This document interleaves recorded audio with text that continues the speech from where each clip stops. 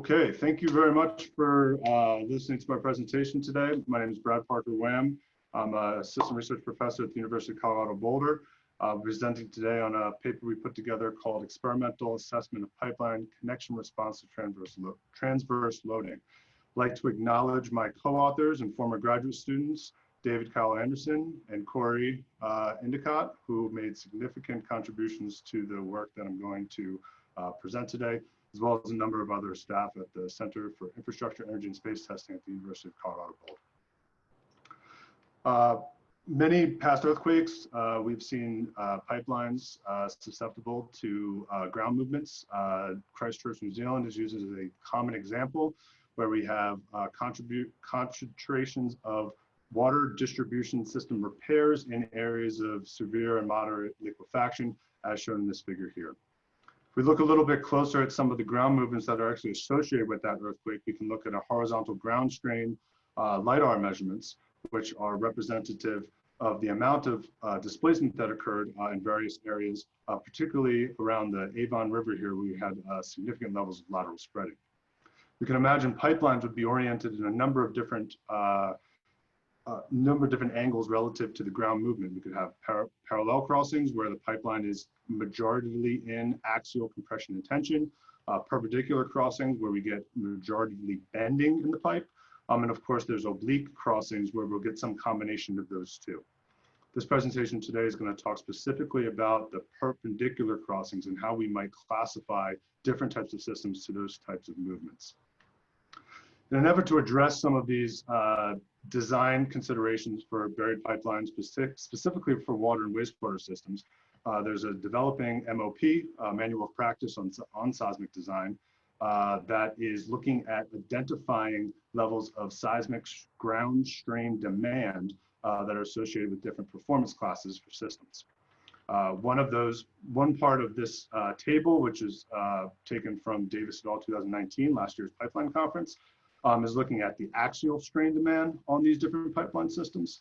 And then the bottom half of the table is looking at the radius of curvature and deflection angle, which is more appropriate to look at for perpendicular crossings.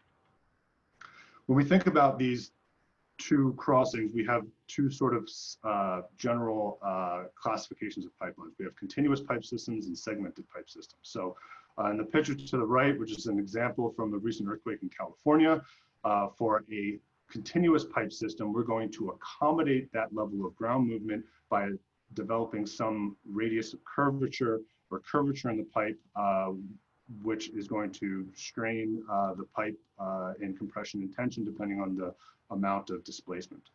For segmented pipe systems, we have a concentration of movement at individual joints. So the figure on the bottom right shows how the joint deflection might contribute to the ability of a pipe to survive a offset situation, such as those associated with fault rupture or at the margins of liquefaction-induced lateral spreads and landslides. We're going to look at the radius of curvature for continuous pipe and identify how we might also include the contribution of joints into that system while addressing the radius of curvature determination for different types of systems. And that's through large-scale testing. So again, another depiction of continuous pipelines, radius of curvature, segmented pipelines. The majority of the lateral movement is accommodated at the joints through some deflection angle or rotation angle. And then we have some other systems. So this is an example of the test that I did at Cornell a couple of years ago, looking at a PVCO pipeline with a restrained joint. If you look closely at the picture, we have some level of rotation in the joint, but we also get a significant contribution of the lateral response from the pipe barrel itself. And so interpreting those test results led me and my team to a number of different conclusions, and sort of is the catalyst for this paper and how we might classify this particular system or systems like it where we have a combined response in order to classify that for the developing seismic classification levels. These tests that I'm reporting on are 4 tests that were performed at CU Boulder in our 1 million pound universal testing machine. This machine has a large displacement capacity because we're able to drop the crosshead down several feet and impose significant levels of deformation. The setup is a 4-point bending setup where at either side we have support points that hold the pipe in place, and across whatever it is that we're looking at, whether it's a joint or for a continuous pipe, we have our loading points, which applies a vertical displacement in this orientation to the specimen and develops a combination of imposed moment. This is a diagram showing the shear and moment. This is showing the shear and moment diagram, where this test setup is designed to reduce the level of shear that happens in between the loading points, but provide a constant moment, which we can use in our analysis techniques and things as representative of a worst case type of situation that would happen during a ground movement event. One of the features of this test rig are the support points. Here we have clamps that go around the pipe so that we don't get localized deformation in the pipe barrel. We also have bearings, roller bearings at the top and bottom that allow the pipe to move axially as the test goes on, so we don't impose undue levels of axial force into the system because we're targeting lateral response in this particular test setup. The boundary conditions also help us ensure that we're in a shear and in the traditional shear and moment diagram where plane sections remain plane for a longer period of time before we get some of those additional types of forces imposed because of the geometry of the system. We have a number of different instrumentation systems that we use for these tests. Load cells, of course, to calculate the applied moment. All of these tests are performed under tests I'm reporting today are performed under a standard water pressure, about 65 psi.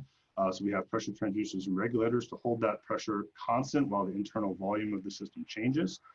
We also have a series of strain gauges that are attached to the outside of the pipe at various locations to measure the local deformation of the pipe barrel itself.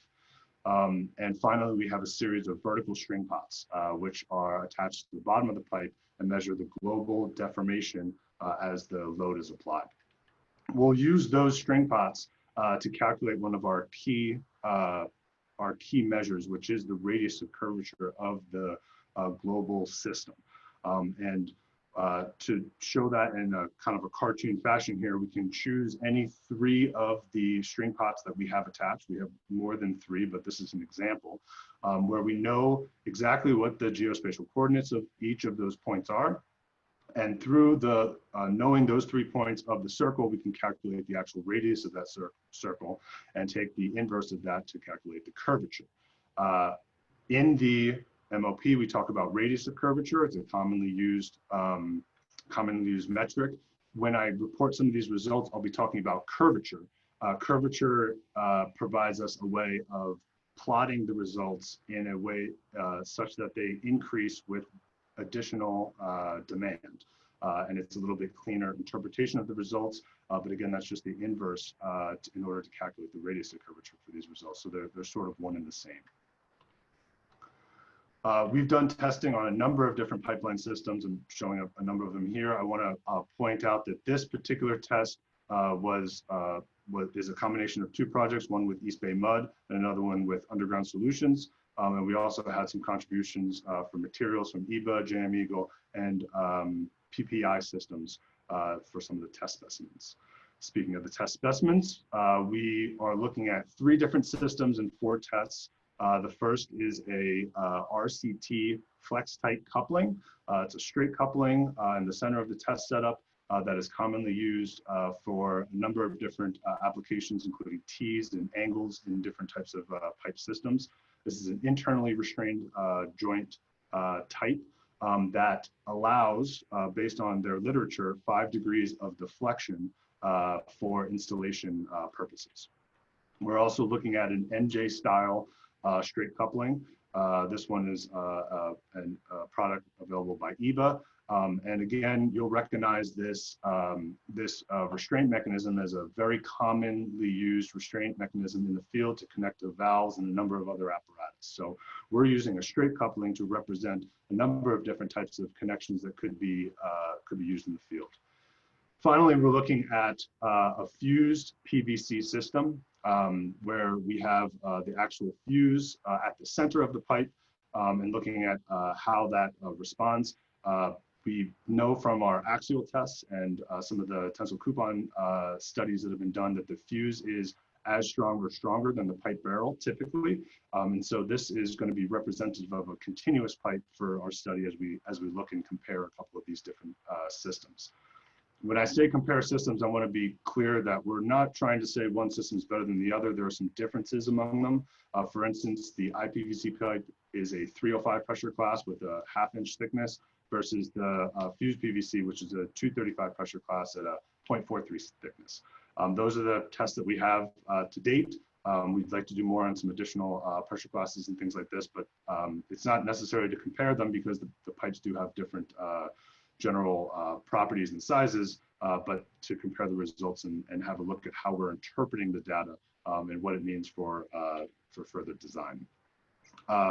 Shown here on the left is one of our experiments on the fuse pipe in our 1,000,000-pound test frame. As the crosshead moves down and continues to deform the pipe up until about 30 inches of displacement, at which case we reach tensile rupture of the specimen. A couple of other examples of the RCT fitting are shown in the top right, and of one of the other fuse tests to get an idea of the level of deformation that these pipes are going through before we reach ultimate failure. We're looking at these systems for multiple limit states. We're looking at for leakage, which is a serviceability limit state, which we want to note. We're also trying, the intent of these tests is to take the pipe all the way through its ultimate limit state and eventual failure. This provides us an ability to classify the performance for worst case scenarios, and we can back off design values from the maximum upper bound performance. We can look at a number of different experimental results. I certainly won't have time to go through all of the results that are in the paper, but I encourage you to take a look. As an example, we can look at the strains at a particular plane along the pipe. This happens to be a strain gauge plane that is outside of the center loading area to get an idea of how these 4 different test specimens responded differently to the applied loading. We can look at the fusible pipe, which has a stiffer strain response relative to the other 2 in both tension and compression. What I want to focus on is this figure here, where we're looking at moment curvature demand of the pipe system. We have our, this is representative of a global demand, which is the curvature that's being imposed, and the response, the global response, which is the moment that the pipeline is able to sustain. We can look at the fused PVC, which again demonstrate a stiffer response, which makes sense because there's not a coupling in the middle that is allowing any level of deformation. We can look at the MJ style megalug restraint, and we can also look at the RCT fitting. So when we look at the RCT, we have this this area down at the bottom where we have we do not develop initial stiffness until some point, and then we continue to pick up additional displacement. I'm plotting here the 10%, the curvature that is equivalent to 10% of rotation for the test setup that we're using, and it correlates well with the allowable deflection of the RCT joint. It has 5 degrees of rotation in each of the couplings, so together, working together, they have about 10 degrees of rotation.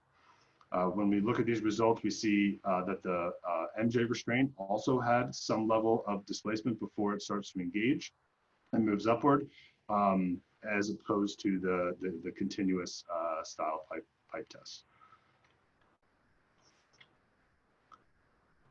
It's important to note that all 4 of these tests reached a deflection angle, or radius of curvature, I should say, a radius of curvature that exceeds the seismic strain demand.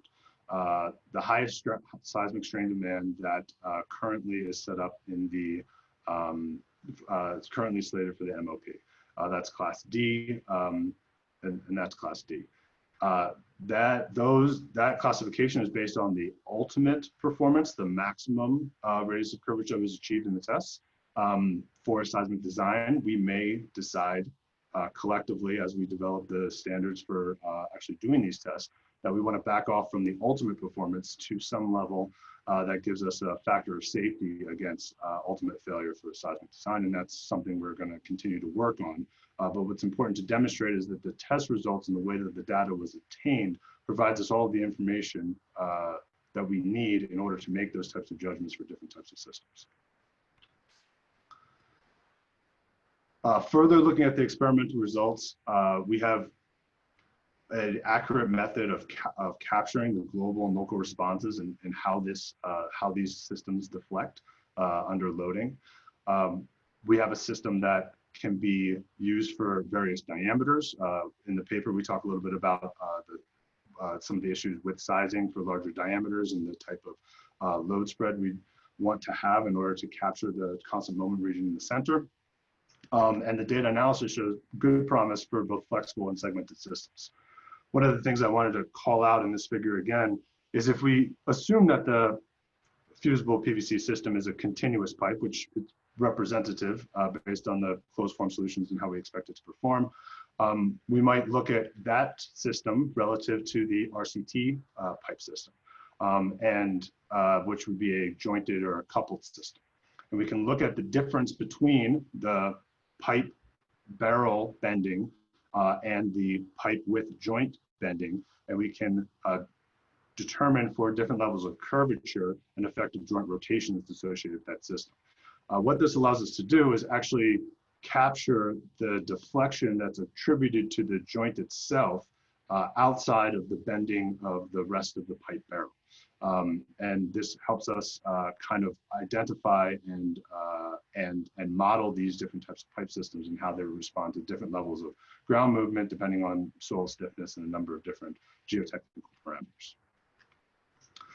So to wrap up with some limitations and conclusions, we didn't do I'm only reporting on 4 tests here. Obviously, additional tests would be useful to see what the spread and range of the data is. We're only talking about lateral movement. We have some other publications and things about axial response, both in tension and compression, but this is just a conversation for lateral movement. The results support FE modeling, which is one of the major drivers of this experiment and the data we're taking, which will be very useful in extrapolating the response for different variable conditions. And as I said before, different geotechnical demands and also the strain demands, depending on what types of curvatures we're imagining for the ground movement. The MOP demand classification is still under development. I showed in the slides a couple of potentials where it is right now. But one of the things that I think we should think about as we move forward with looking at lateral responsive pipelines is the stiffness of the pipe itself. Obviously, the 4 pipes we tested here and a number of different systems are very flexible, so they're going to move with the ground. But other systems are much more rigid, and so they're going to resist the ground movement with some level of applied moment. And so we want to think about the moment that's induced in the curvature associated with it in the future, and perhaps we can use that as a additional metric for defining the lateral movement that these different pipes have to take. You can imagine that a pipe buried very, very deep in the ground is going to have much stiffer burial conditions than something that's closer to the surface. But I think that's something for some future work and something that the FE modeling will help us understand a lot better. The intent of this paper is to support a seismic testing standard that a team has proposed to work with ASCE to develop. This is part of that and looking at some of the data and how we might interpret it. We're expecting some refinements in the data interpretation to come out of that standard, not only the testing protocols, but also how we would look at the results and interpret them and classify systems for different levels of seismic demand. The test methods capture the upper bound performance, considering various limit states. As I said before, we want to document joint leakage and when we reach the yielding strain in the pipe barrel and also the upper bound performance. Those are all things that we'd want to consider when we are classifying these different systems. The way that the data was collected and looked at, we feel that the process is appropriate for both continuous and segmented systems, which before looking at this study, we kind of separated those out in the way we thought about them, but we think we have a good way of determining radius of curvature for both systems. I want to thank you all very much for attending and listening to this conversation. I also want to thank my co-authors and former graduate students, David Kyle Anderson and Corey Indica, and also many different students and staff at SAIST that have helped deliver these projects and help us actually do these really cool experiments. And also to our primary sponsors, East Bay Mud and Underground Solutions for the support and being able to get these things done. Thanks very much.